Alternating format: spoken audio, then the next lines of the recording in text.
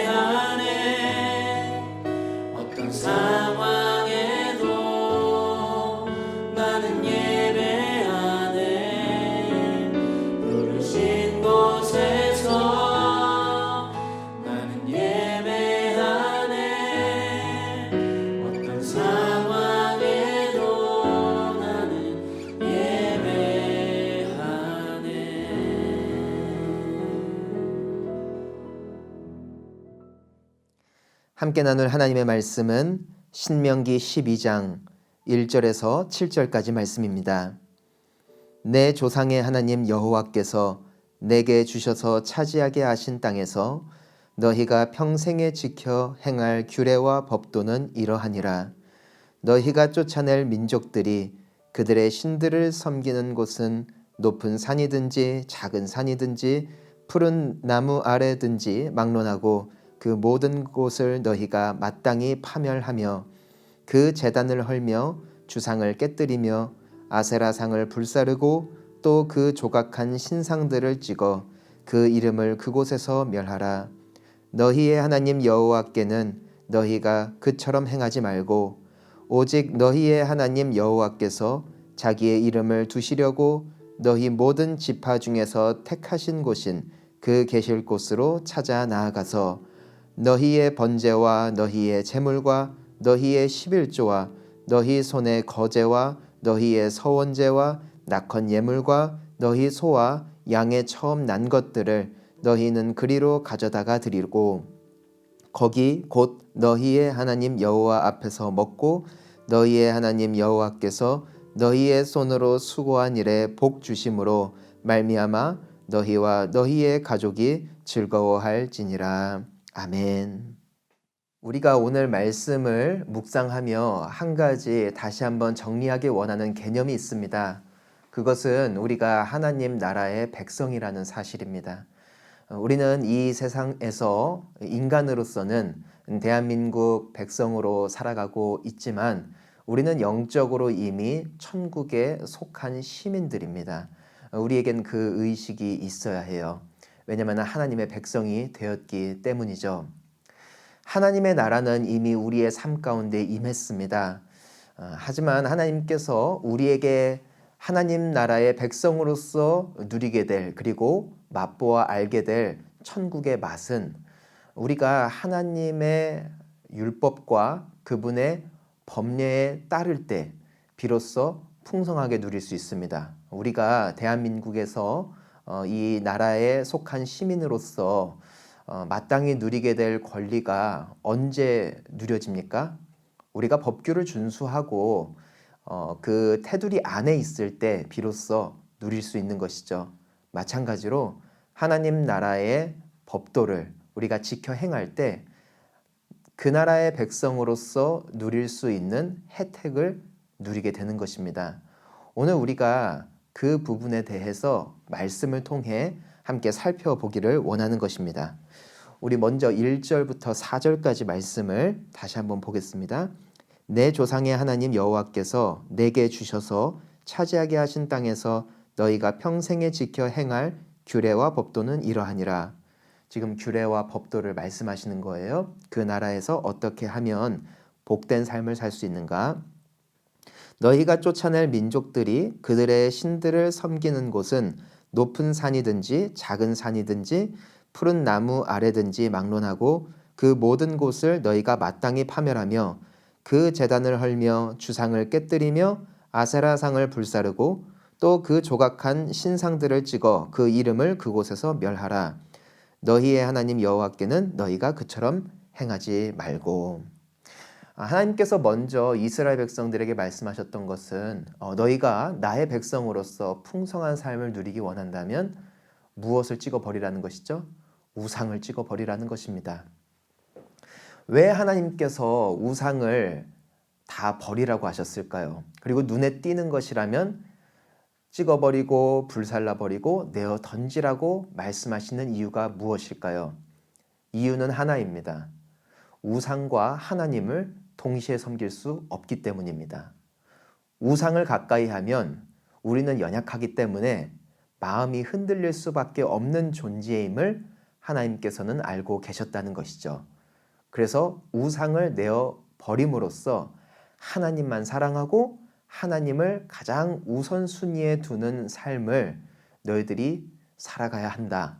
이것이 천국 백성으로서 살아내야 할 첫 번째 삶의 방식이라는 것입니다. 사랑하는 성도님 여러분, 여러분 삶의 우상이 무엇입니까? 단순히 불상을 말하거나 부적을 말하는 것만은 아닙니다. 우상의 정의는 우리가 하나님보다 사랑하는 것, 더 나아가 우리로 하여금 하나님으로부터 멀어지게 하는 모든 것들을 우상이라 말할 수 있습니다. 여러분 오해는 하지 마시기를 바랍니다. 좋은 성도가 된다는 것은 금욕 생활을 살아가야 하고 내가 하고 싶은 모든 것을 해서는 안 된다는 뜻이 절대로 아닙니다. 여러분 여행을 다니십시오. 가족들을 사랑하십시오. 저는 여러분들의 사업이 잘 되기를 축복합니다. 돈도 많이 버십시오. 그리고 여러분들이 누릴 수 있는 것들을 마음껏 누리시기를 바랍니다. 그것은 하나님께서 우리의 삶 가운데 허락하여 주신 귀한 선물들입니다.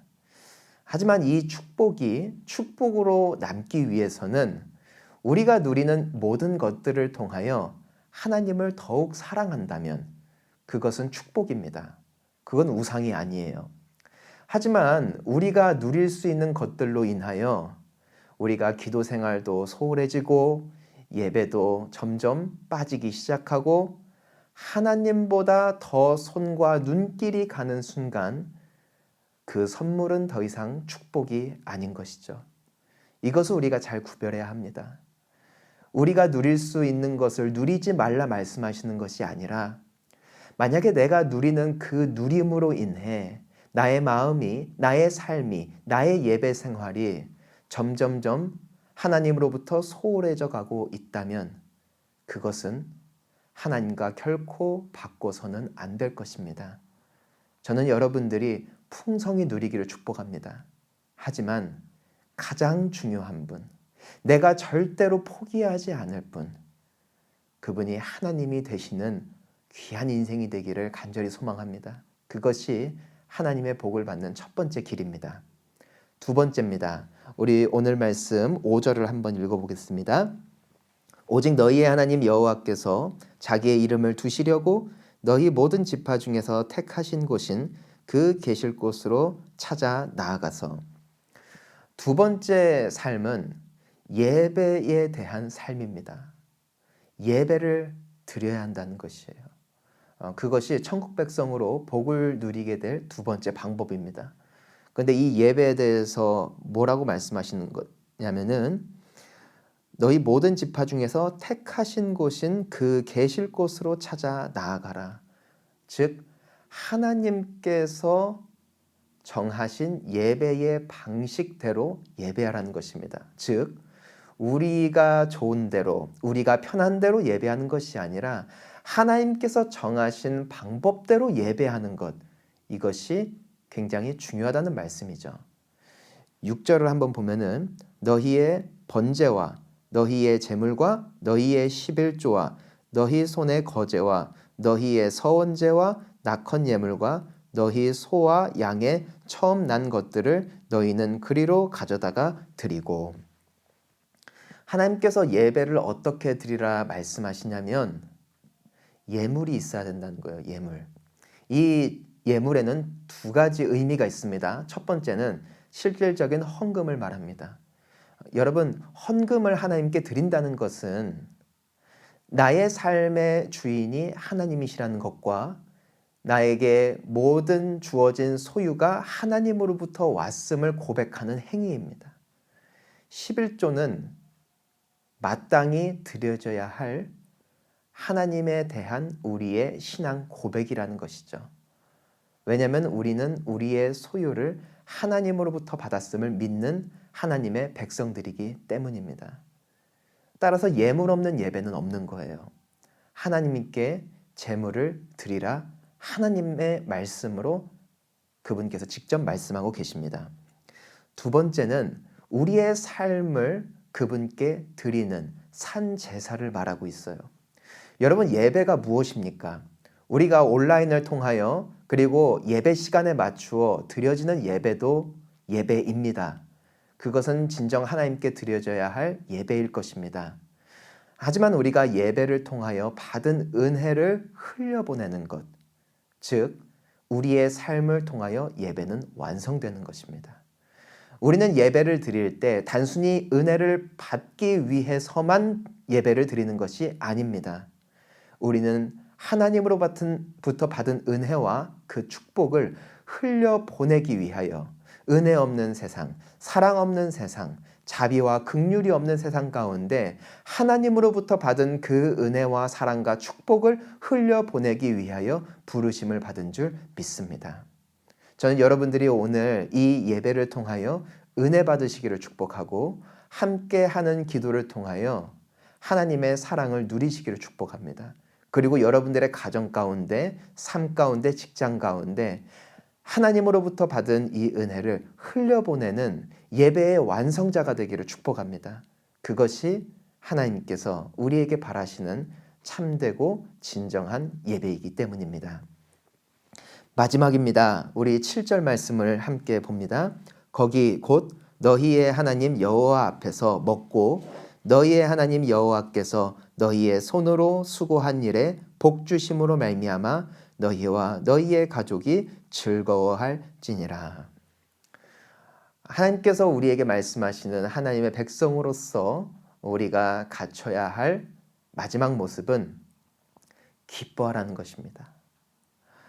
막무가내로 기뻐하라는 것이 아니라 어떠한 사실로 말미암은 기쁨이냐면 이 7절 말씀에 보니까 하나님께서 너희의 손으로 수고한 일에 복 주심으로 말미암아 즐거워하라는 것이에요.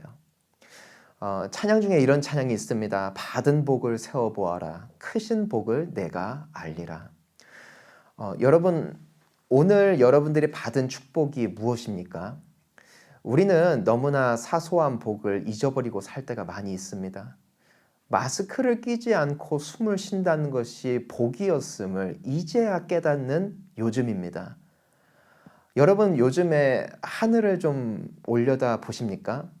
저는 봄에 하늘이 이토록 화창하고 파란지 몰랐어요. 어느샌가 잊어버린 것이죠. 어렸을 때는 하늘이 파랬다는 것을 알았는데 언제부턴가 하늘색은 잿빛이 되었었어요. 그런데 이번에도 뉴스 기사를 하나 보니까 코로나로 인하여 드러나는 하나의 아이러니한 일이 생태계가 회복되고 있다는 것이죠. 자연이 회복되어지고 있고 공기가 깨끗해지고 가고 있고 여러 오염 문제들이 자연적으로 해소되어지는 역반응이 일어나고 있다는 것이에요.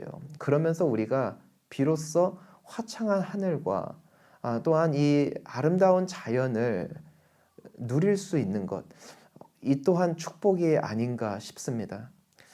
우리가 건강하다는 것, 우리의 자녀들이 아직 살아있다는 것, 여러분 이것은 축복입니다.